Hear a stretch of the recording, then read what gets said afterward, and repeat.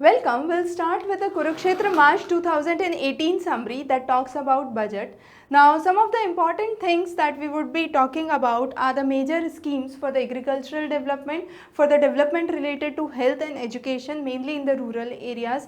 Most of the sections we have already covered in our class on budget in detail. So, we'll be focusing on the sections that have been missed out there. Now, coming on to the first aspect is the citizen-centric rural growth. This talks about bringing in more share for the Pradhan Mantri Awas Yojana as well as the various schemes for the development of the rural area. For example, Pradhan Mantri Gram Sadak Yojana, where you talk about providing all-weather road connectivity to rural and hilly areas, and the various statistics and what have been the various developments that have been done so far. Now, these developments could be a good substantiate for your mains writing or your answer writing. Again, the idea under the Gramin Sadak Yojana is to reduce the cost of expenditure, to promote more use of local waste material into the development of roadways so as to reduce the amount of carbon footprint in the atmosphere. The next is Deen Dayal Antyodaya Yojana. Now, this is a kind of part of National Rural Livelihood Mission, which aims at providing nearly 4.5 crore women with an opportunity into merging into self-help groups, and these self-help groups have been further strengthened in the areas of North, East and the Northeast states. Now, many of the women have been involved in the farming practices, mainly the sustainable agriculture. So, with sustainable agriculture, we talk about providing more organic clusters. We talk about the Minegra scheme. Under Minegra, you talk about 100 days of guaranteed employment. Now, since you are providing 100 days of guaranteed employment, you are bringing in sources for livelihood, you are benefiting the individuals, you are benefiting the various social insurance schemes for that time. Again, under the Department of Rural Development, the idea is to eliminate poverty from India by 2022. That's the India 2022 vision.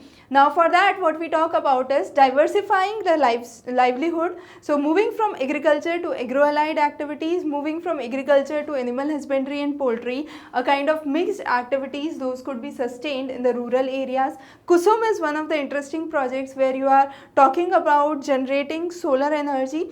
That solar energy could be used for the solar pump sets in the agricultural area, and the remaining could be supplied, could supply power to discoms, and farmers could earn out of it. So, now farmers can earn by generating solar power. So, that's another vision of development. So, we are diversifying the livelihood, we are working forward for improved infrastructure.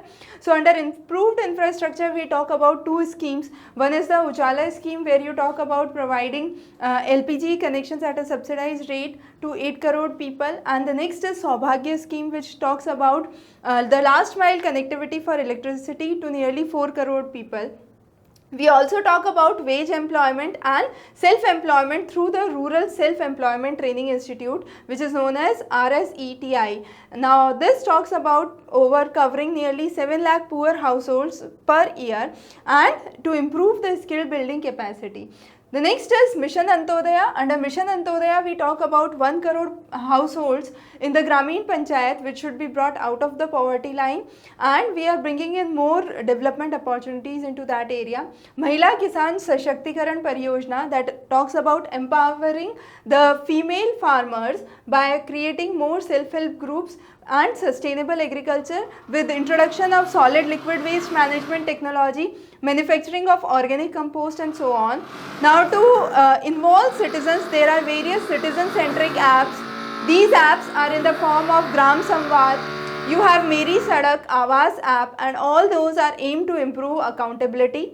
So, when we talk about research and evolution, there have been various projects. Minegra we have talked about, the National Livelihood, the Rural Livelihood Mission, then you have the Sadak Yojana, Awas Yojana, Minegra. So, all these ultimately aim to improve the standard of living for the rural area, and the women self-help groups are the members and act as social editors for the various programs that have been released. Now, again under this you have a common review mission. Common review mission talks about providing access to the progress in the various programs that have been released in the various states and the district level. So accountability and transparency in those programs and the developments in those programs have been taken care of. GRIP, a very important question that could be formed. GRIP is Government Receipt Portal System. Now this is a portal for online processing and analysis of all the internal audits that have been developed or used under MNREGA and the Awas Yojana. So GRIP is very important. The acronym is Government Receipt Portal System.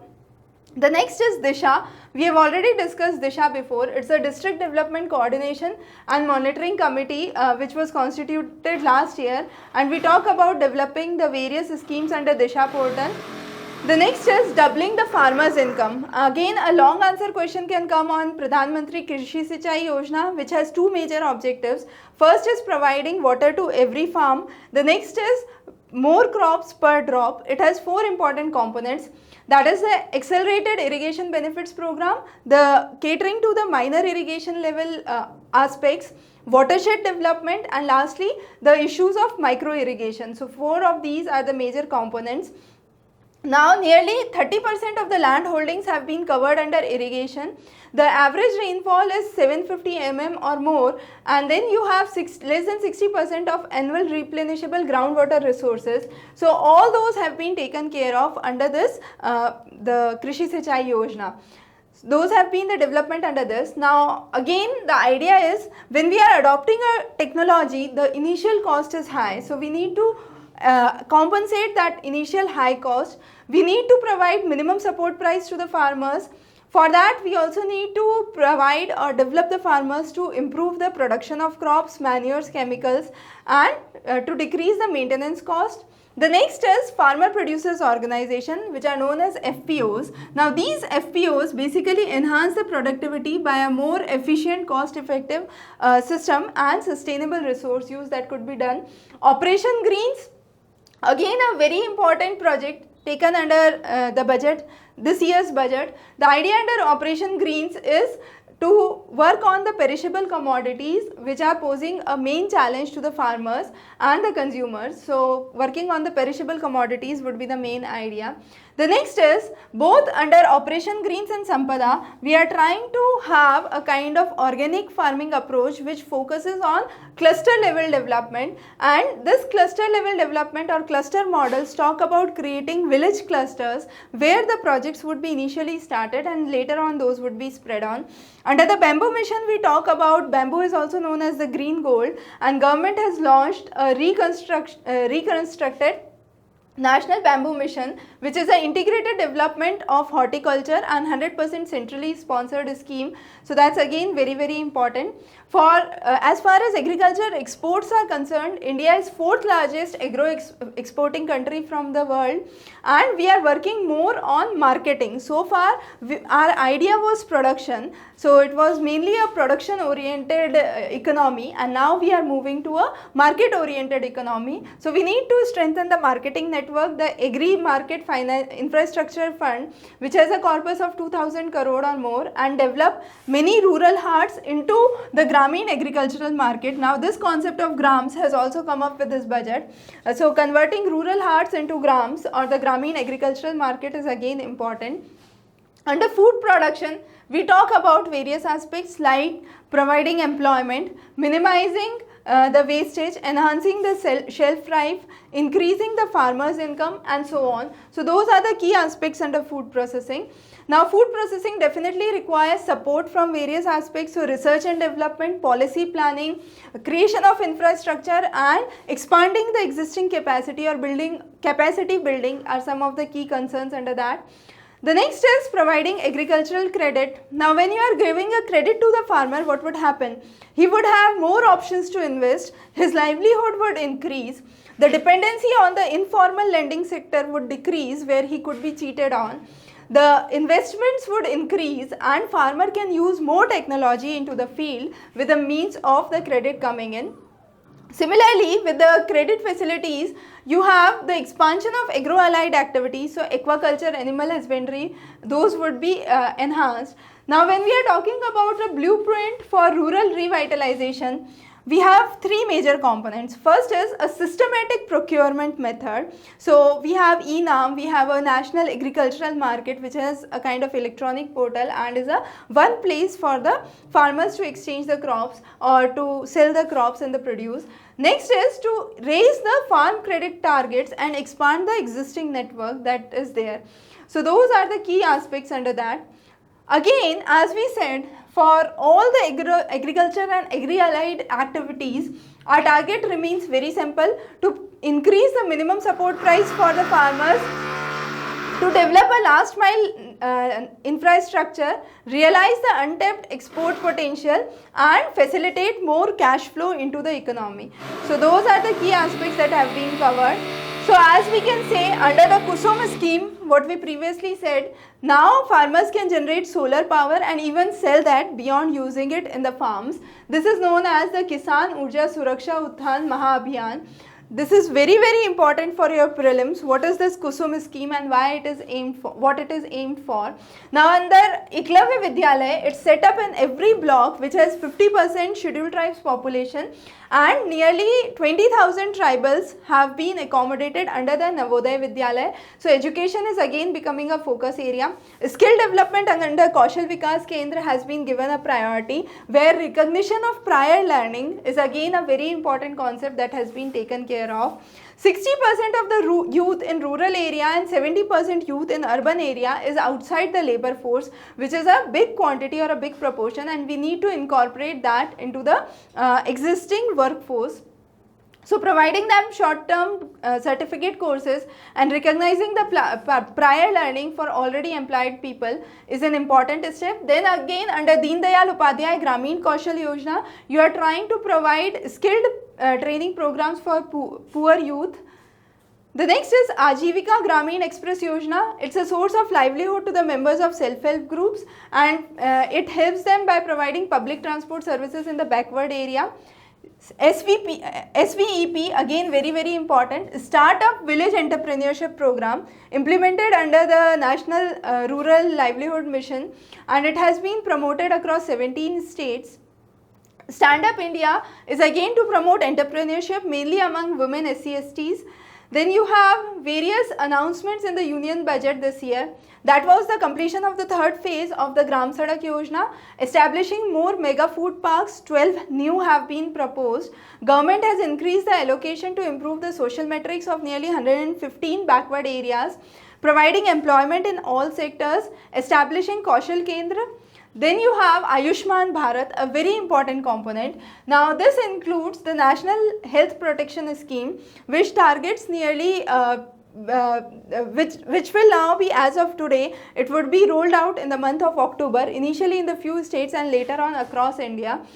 So this scheme basically has an idea that even the farthest or the remotest corner and a tribal person in the farthest village should have access to basic healthcare facility. The allocation for the healthcare has been increased by 12%. There has been two components under Ayushman Bharat. The first is establishing health and wellness center, where you would have a comprehensive primary healthcare system or services, and the next is National Health Protection Scheme, which would provide rupees 5 lakh per family for nearly 10 crore families. Initially, it would be rolled out only for the 10 crore families that have been identified through the socio-economic caste census. The next is, when we are talking about primary health care, it's a major issue because 80% of the outpatient consultations and 60% of the hospitalizations occur in the private sector, and patients have to pay huge amount, they have to run into debt, and it's sometimes beyond, mostly it's beyond their capacity to pay that much amount. So to compensate this, Government has started with this program, which is in the name of Ayushman Bharat, and aims to provide universal healthcare coverage. It would have a detailed planning, it would engage the state governments, it would strengthen the administrative regulatories and provide a kind of step-by-step political development where you would have successful implementation as the key aspect, providing good health care to each and every individual, bringing back attentions to the public healthcare systems and providing a kind of continuous care to the patient. and this would also target the most vulnerable and the deprived sections of the society. So the idea is providing a financial function and introducing a kind of strategic purchasing. That's the basic key concept under the National Health Protection Scheme. So establishment of health and wellness centers talk about focusing on preventive, promotive, curative and rehabilitative services. So these are the developments under the union budget. Ayushman Bharat would be released, then you would have TB patients who would be given a kind of monthly subsidy or monthly payment. The education cess would be increased from 3% and 4% for the healthcare and education. So you have those as the key aspects that have been taken under the union budget. Now what are the possible considerations for Ayushman Bharat? So initially it's an idea to consider only the states whose financial coverage is slightly less than offered for the NPS, the National Health Protection Scheme. So you have Chhattisgarh, Karnataka, Andhra Pradesh, Himachal Pradesh and Rajasthan, which would be the initial focus, and then it would be expanded to other areas. Now these health and wellness centers would focus on the following issues. So outpatient screening and management of non-communicable diseases, childhood issues, family planning, neonatal care, childbirth, then you have geriatric or old age problems, trauma care, basic dental care, and the staff would be considered as the healthcare workers, the male and female, and then you would have counselors, and then you would have mid-level healthcare providers. So those would be a kind of basic outline for the Ayushman Bharat. The next important thing is under New India 2022, we talk about implementation of Ayushman along with Nirmay, that's Healthy Bharat. So those two are the important aspects.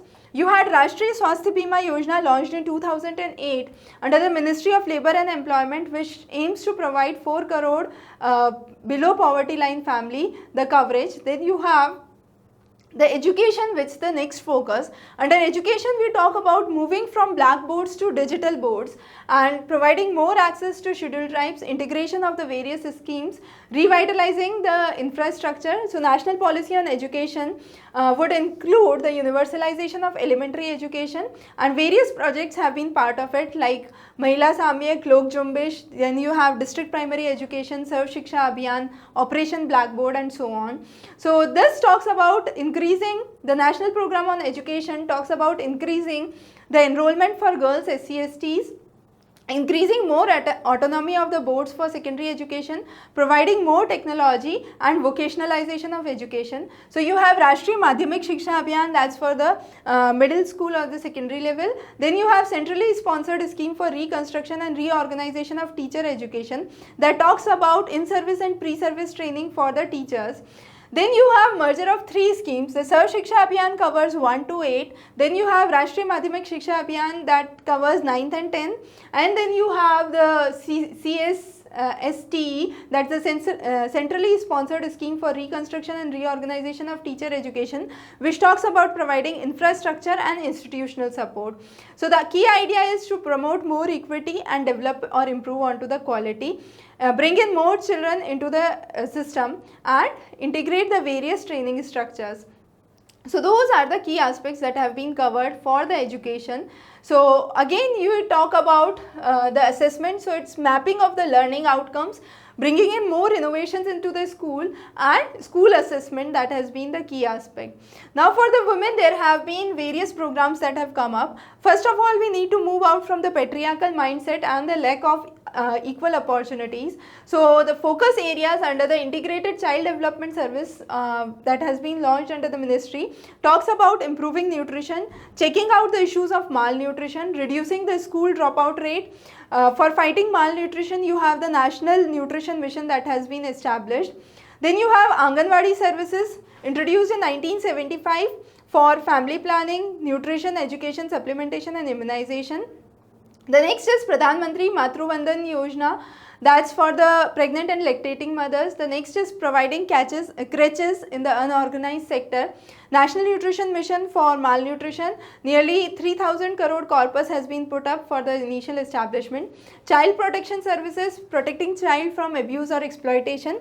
Scheme for adolescent girls. Then you have Sukanya Samriddhi Yojana, which is a part of Beti Bachao Beti Padhao Abhiyan, for opening up the bank accounts for the girls for their education and marriage. Ujjwala Yojana, that's for prohibiting trafficking of women. Now this is different from the Ujjwala scheme, that's for the LPG connection. So these confusions we have talked about in the first part of the expected questions on the various schemes and policies. So make sure you are not confused again. The next is amendment in the Employee Provident Fund scheme and the various provisions act. Establishing Mahila Shakti Kendra, Pradhan Mantri Mudra Yojana, that's providing microcredit facilities. Nirbhay Fund, that's for the survivor of rape victims. The next is Swadhar Grah scheme. Under Swadhar Grah scheme, we talk about the outreach emergency services to the women who do not have a kind of family support, providing working women hostel facility, providing the Ujjwala Yojana, that's the LPG connection. Social assistance program. Now under social assistance we have various schemes. Now these have been covered in detail in the class on social security in India. So you can refer that, the various schemes. Then you have Swachh Bharat Mission and the Saubhagya scheme that we have already talked about.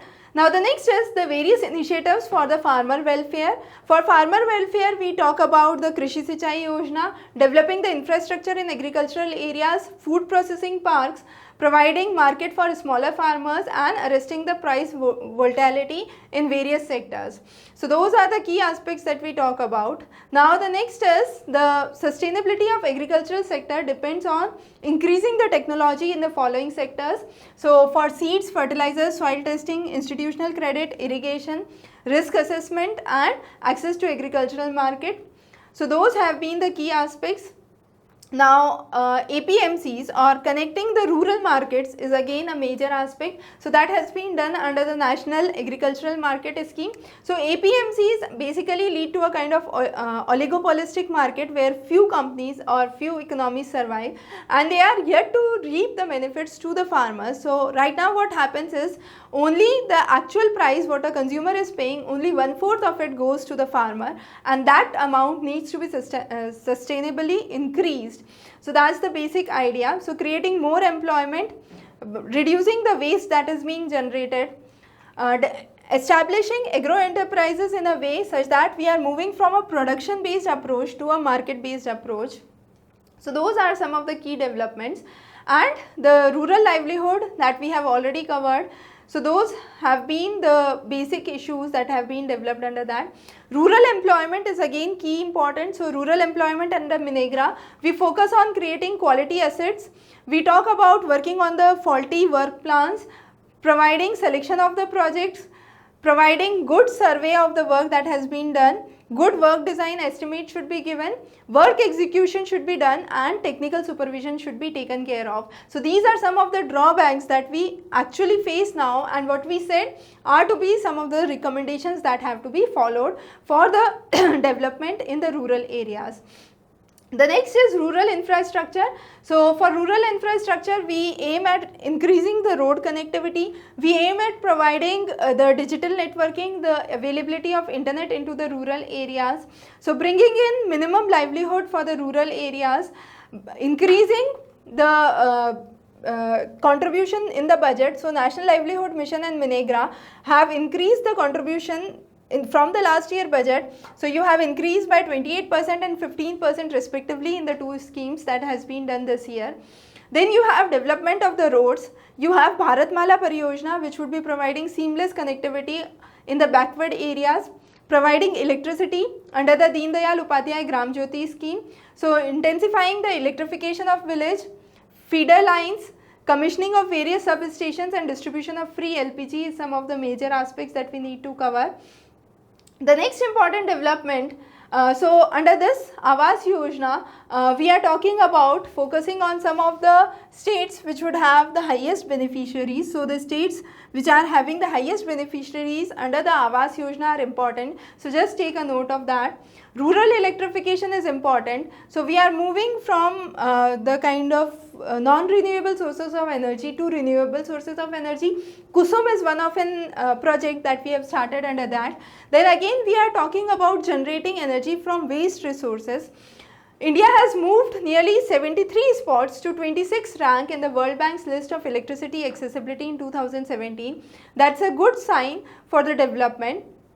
Then we are talking about the same schemes that we have been discussing throughout. So the idea is installation of the energy meters, wiring of a single line point with LED bulbs, providing mobile charging units, releasing electricity connections, drawing the service cable from the nearest pole to the household, and improving the quality of life. So those have been some of the major developments under the Integrated Power Development Scheme, which was approved in 2014. We talk about strengthening the sub-transmissions in the distribution network, and under this we have subsumed another scheme, which is the Restructured Accelerated Power Development and Reforms Program. So this restructured program has been subsumed under the Integrated Power Development Scheme. So that's again very important for this section. We are increasing the extension or the expanse of electricity into the rural areas. Now, digital rural India is again an important aspect, where we are trying to provide nearly 2.5 lakh villages with 100 Mbps speed under the BharatNet project. We are improving the internet, and this would lead to improvement in the quality of education, healthcare, weather forecasting. Farmers could get good price through the e-NAM facilities that would be again connected through internet. We would be focusing on the various technologies that would connect irrigation and the various solar projects that could work on that. The next is blockchain. Now, what is blockchain? Blockchain is a system of files that create blocks of transactions called the distribution ledger. Now this is mainly, this has been already working in the banking and the insurance sector, and we are now trying to bring this into the rural areas where we know the nature of the transaction and the ledger to be prepared, and this is mainly done for the property and land related transactions, and bringing in more transparency and accountability into those systems. So those are the key aspects under blockchain. So with this we cover the Kurukshetra March 2018 edition. In the next class, we will be covering the Yojana edition. So stay tuned for further updates. If you have any doubts, you can leave those as comment below the video. Have a very good day ahead. And again, one important thing, the most of the schemes that we have discussed here, we have discussed those again in our classes on expected questions for your various schemes. We will be bringing out expected question series for environment, education, science and technology, and other subjects as well. So stay tuned before your prelims for many more upcoming videos. Have a very good day ahead.